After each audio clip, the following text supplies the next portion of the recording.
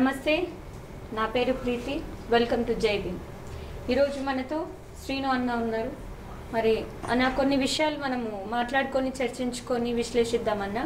మరి నిజాలను ప్రజలకు తెలియజేసే ప్రయత్నం చేద్దాం అన్న. మరి మొన్న పహల్గామ్ అటాక్ జరిగింది కదన్న, టెర్రరిస్ట్ అటాక్.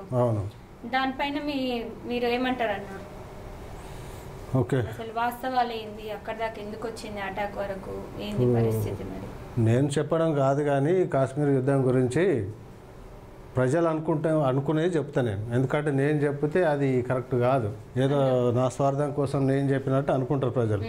ఇప్పుడు ఊర్లలో కానీ చాలామంది నాకు ఫోన్ చేసి అడుగుతున్నారు అసలు ఏం జరిగింది, యుద్ధం ఎందుకు జరిగింది, వాళ్ళు ఇక్కడికి ఎట్లా వచ్చిండ్రు, ఎట్లా చంపిపోయారు, అంత టైం ఎవరికి ఇచ్చిండ్రు, ఎవరు ఇచ్చిండ్రు వాళ్ళకి. సో ఏమైందంటే ఇప్పుడు ప్రజలు అనుకునేది ఏంటంటే, ఇప్పుడు జవాన్లు ఉన్నారు, ఆర్మీ జవాన్లు ఉన్నారు. వాళ్ళు ఎందుకు ఉన్నారు? కాశ్మీర్ యుద్ధం కోసమే ఉన్నారు మన వాళ్ళు.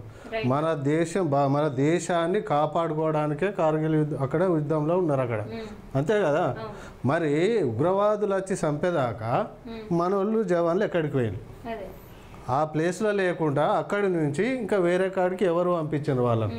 అక్కడికి పర్యాటకులు పోయినప్పుడు మన వాళ్ళు అయితే అక్కడే ఉండాలి కదా, మరి అక్కడ లేకుంటే ఎట్లా పోయాను, ఎక్కడికి పోయింది, వాళ్ళని ఎవరిని పంపించాను? అది కూడా బార్డర్ కదన్న. అవును, పహల్గాము కాశ్మీర్ అంటే అది బార్డర్ ప్లేస్. అక్కడ కంపల్సరీ సెక్యూరిటీ ఫోర్సెస్ అనేది ఉండాలి. గతంలో కూడా క్యాంపు ఉందంట అక్కడ, సిఆర్పిఎఫ్ క్యాంప్ ఉందంట, రెగ్యులర్ గా ఉంటది అక్కడ. మరి ఇప్పుడు వీళ్ళు వెళ్ళినప్పుడు ఎందుకు లేదు అనేది మరి ప్రజలు ప్రశ్నిస్తున్నారు కదా. సో ప్రజలు ప్రశ్నిస్తున్నారు, ప్రజలు మాట్లాడితే వీళ్ళు పాకిస్తాన్కి వీళ్ళకి సంబంధం ఉంది, వీళ్ళు పాకిస్తాన్ మనుషులు, వీళ్ళు ఉగ్రవాదులు అని వీళ్ళ ప్రజలకు అంటగడుతున్నారు. సో వాళ్ళు భయపడి ఎవరు చెప్తలేరు.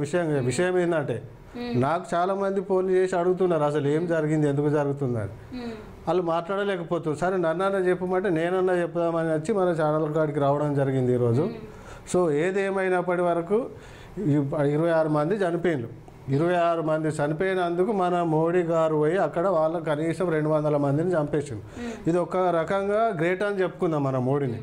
ఎందుకంటే దాడి చేసి అంతమందిని చంపడం అంటే మామూలు విషయం కాదు. సో ఏదేమైనప్పటికీ మన పొరపాట్లను కూడా మనం ఒకసారి తెలుసుకోవాలి. ఇట్లనే విడిచిపెడితే ఇంకెంతమందిని చంపుతారు వాళ్ళు. ఇంతకుముందు మరి మన నరేంద్ర మోడీ పాకిస్తాన్ వెళ్ళిండు 2015లో పోయి పాకిస్తాన్ ప్రధానమంత్రి దగ్గరకు ఆయన చేతుల చేతి కలిపి ఆయన దగ్గర అన్నం తిని వచ్చాడు.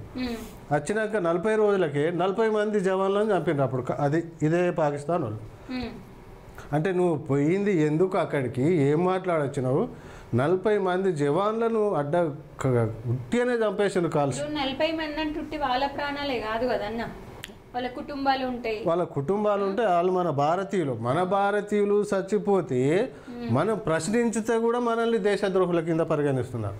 ఇది ఎంతవరకు కరెక్ట్? చనిపోయిన వాళ్ళ భార్య ఆమె హిమాన్షి, అవును, నేవీ ఆఫీసర్ భార్య. అవును, సర్లే ఇక ఇప్పుడు జరిగిన నష్టం జరిగిపోయింది, మళ్ళీ కుల మతాల లాగా ఇష్యూ దీన్ని చేయకండి, కాంట్రవర్సీ దీన్ని చేయకండి అని ఒక మాట అన్నందుకు ఆమెని ట్రోల్స్ చేస్తున్నారన్న.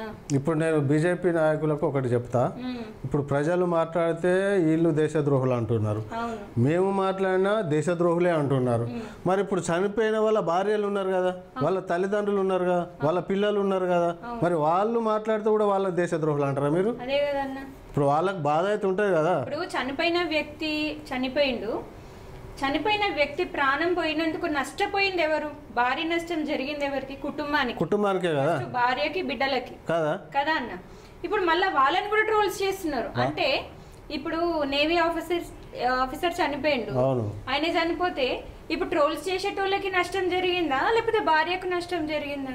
భార్యకు జరుగుతుంది, కుటుంబానికి నష్టం జరుగుతుంది. మళ్ళా చనిపోయిన ఆమెను కూడా వదులుతలేరు కదన్న. ఇప్పుడు టెర్రరిస్టులు అంటే వాళ్ళకి సంబంధం లేదు, వేరే దేశం నుండి వచ్చి చంపిండ్రు పోయిండ్రు. మరి మన దేశంలో ఉన్న వాళ్ళే కాకులు లాగా పిక్క తింటున్నారు కదా వాళ్ళు. అదే కదా, అసలు ఎంతమంది చనిపోకట, అసలు ఎందుకు వీళ్ళు ఏం చేస్తున్నారు? మన రాజకీయ నాయకులు ఏం చేస్తున్నారు, ఆర్మీ వాళ్ళు ఏం చేస్తున్నారు, పోలీసు డిపార్ట్మెంట్ ఏం చేస్తున్నది, వీళ్ళకి లక్షల జీతాలు ఇస్తున్నారు కదా. మరి ఇంత మన భారతదేశ ప్రజలకే ఇంత అన్యాయం జరిగినప్పుడు మాట్లాడితే కూడా వీళ్ళను దేశద్రోహుల కింద చెప్తే అది ఎంతవరకు నిజము? ఇప్పుడు నాలాంటి వాళ్ళు మాట్లాడిందంటే వేరనుకోవచ్చు. ఇప్పుడు పాపం ఆమె భర్త కాదా, భార్యకి ఎంత ఎంత దుఃఖం ఉంటదన్న. ఇట్లా ఉంది మన బీజేపీ నాయకుల రాజకీయం అంటే ఇట్లా ఉంది. అసలు సెలబ్రిటీస్ మాట్లాడితే కూడా వాళ్ళని కూడా ట్రోల్స్ చేయబట్టి వాళ్ళని కూడా ట్రోల్ చేస్తున్నారు. వాళ్ళని కూడా మీరు పాకిస్తాన్ వెళ్ళిపోండి, ప్రతి ఒక్కరు దేశద్రోహులే అయితే మరి మీరు ట్రోల్స్ చేసేటోళ్ళు మీరెవరు? ఇంతకు ముందు కొంతమంది ప్రజలు ఏమన్నారు మన భారతదేశ వాళ్ళు, పాకిస్తాన్ ప్రజలు మంచోళ్ళే, వాళ్ళ టెర్రరిస్టులు అని ఉంటారు, వాళ్ళు లంగలు, వాళ్ళని మీరు చంపండి, ప్రజల్ని ఏమనకండి అని ప్రజలు అన్నారు మనోళ్ళు. అప్పుడు అన్నప్పుడు ఏమన్నారు, వీళ్ళందరూ పాకిస్తాన్కే సపోర్ట్ చేస్తున్నారు, మీరు అందరు పాకిస్తాన్ అని అన్నారు.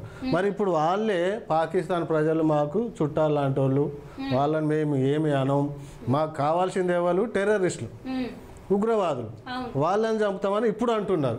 మరి అంతకుముందు అట్లా మాట్లాడిండ్రు? అసలు ఉగ్రవాదులు అంటే ఎవరు? అసలు ఉగ్రవాదం అంటే ఇప్పుడు ఉగ్రవాదం ఏంటంటే ఆడ ఏంటంటే ఇప్పుడు అది కార్గిల్ కొండలు ఉన్నాయి, జమ్మూ కాశ్మీర్ ఉన్నది, అక్కడ కొన్ని పనికిరాని గుట్టలు, చెట్లు, ఇంత భూమి ఉన్నది.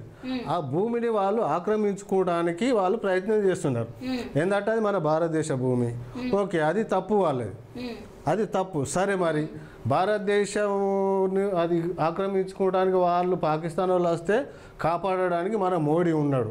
సరే, ఓకే, మనకు బలం ఉంది, ఏదేమైనా సరే ఇలా కొంతమంది చనిపోయినా కానీ రేపైనా కాపాడుతారు, ఇది ఒక అంతకు న్యాయం. మరి మన భారతదేశంలో ఉన్నారు కదా ఉగ్రవాదులు కొంతమంది,